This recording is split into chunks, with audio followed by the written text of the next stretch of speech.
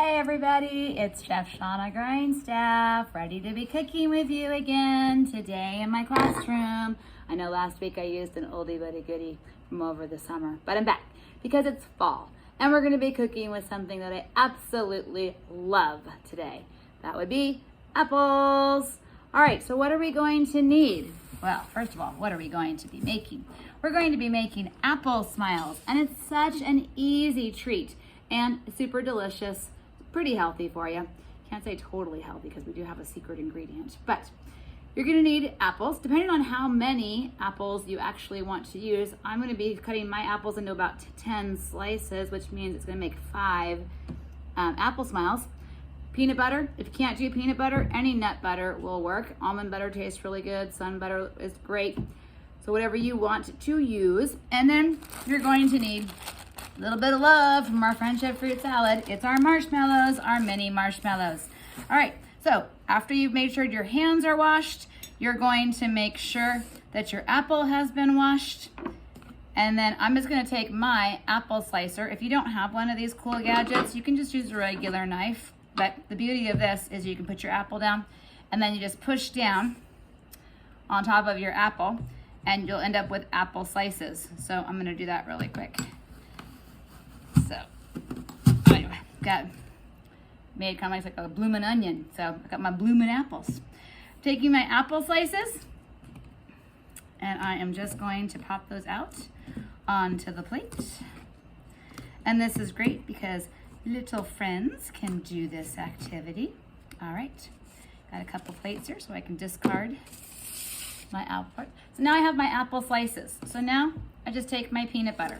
And you can use a regular knife. I just happened to have a sharp knife with me. You're going to take your apple slice and on one side, just one side, you're gonna scoop out some peanut butter and you're going to put the peanut butter on that apple. Now, if your apples are a little wet, sometimes this part can be a little bit tricky. So do that on 2 of your apple slices. All right, and then, so now I've got my peanut butter on there.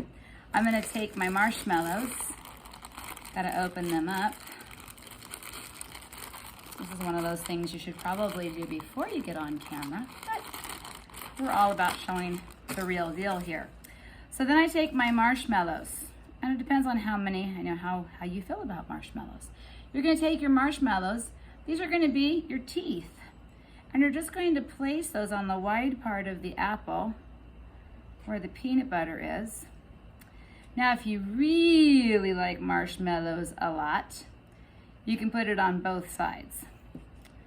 Or if you just want to show one row of teeth, you can just do it on one side. So I'm going to get a few more marshmallows because I haven't had lunch yet today. I'm kind of hungry. So I'm going to put my teeth on my apple smile here. There we go. And then you take your apple slices and you just kind of put them together so that you have an apple smile. So and don't worry if your marshmallows start to fall off. So these are really fun. You can slice a strawberry and you can make a tongue. If you want to have vampire teeth, you could add some almond slivers and stick those in, or maybe even something like a pistachio. I wouldn't suggest a walnut, that would be kind of wonky teeth.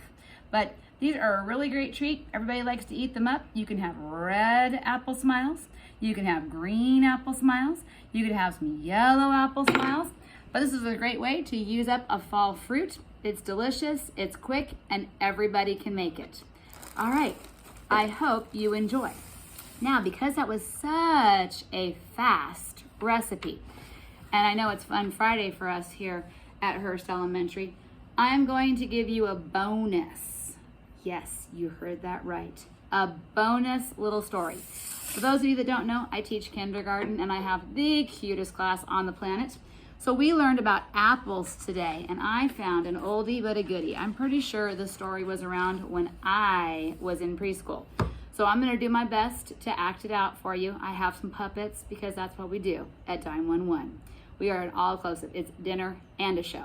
So here we go, without further ado. And please pardon my voices. Once upon a time, there was a little boy. Here he is, because all little boys like to dress as firefighters, apparently. He was looking for something to do one beautiful fall day. So his mom told him to go find a little red house with no windows and no door and a star inside.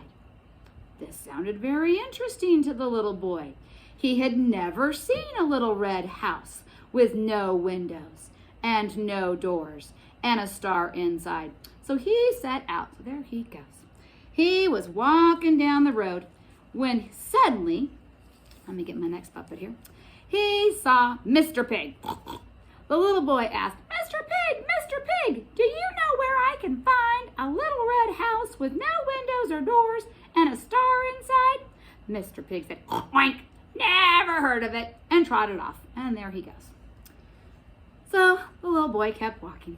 Next, he saw Miss Cow. She was eating some grass by the side of the road. Here she is. She's eating. The little boy asked, Miss Cow, do you know where I can find a little red house with no windows or doors and a star inside? Miss Cow said, move on. Actually, she just said moo. I added that last part. Never heard of it, and went back to eating her grass. So the little boy kept walking. Next, he saw, who's he going to see next? I don't know. Let's see what puppet I'm going to get on next. Here it is. He saw Mr. Horse. Mr. Horse was galloping down the road, which is very interesting because my Mr. Horse just lives on my hand. Down the road. Little boy said, Mr. Horse, do you know where I can find a little red house with no windows and no doors and a star inside? We gotta go to the next page. The little boy was starting to feel sad. Where on earth was he going to find this mysterious little red house with no windows and no doors and a star inside? Mr. Horse said, nay, I don't know where that is. And he trotted off down the road. Oh, how sad.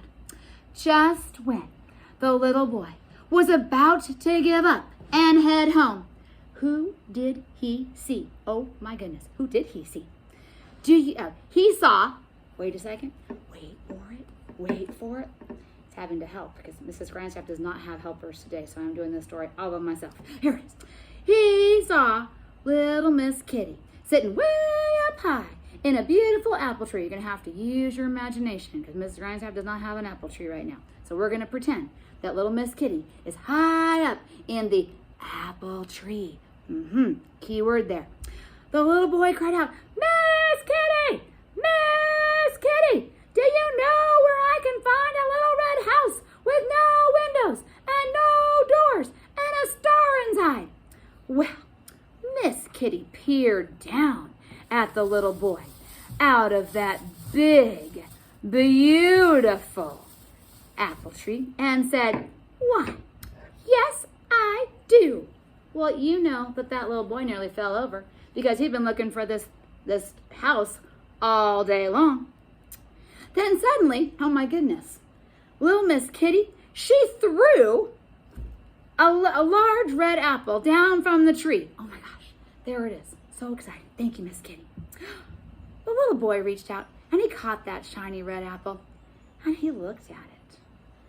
And he scrunched up his nose. Miss Kitty, are you saying that this apple is a little red house with no windows and no doors and a star inside? And Miss Kitty replied, why, yes, it is. The little boy said, let's see.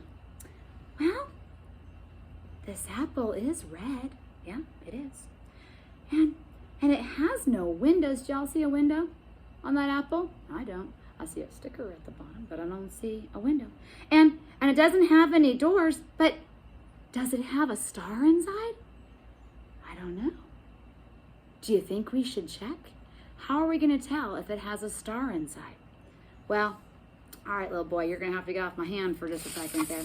Good thing I have an extra plate here. I have a feeling we might find a star inside. So let me just clean off my knife from our cooking. But this is a little red house. It has no windows. It has no door. But if we turn it horizontally and we cut it right down the middle. Look at that. It's got a star right in the middle of it. Ta-da. So you can tell that story. You don't need to have the puppet. You can use your family. But ask somebody, do you know how to find a little red house with no windows, no door, but it has a star in the middle? 'Cause I do. All right, I'll see you next time for our next cooking adventure. Ta-ta. Bye, everybody.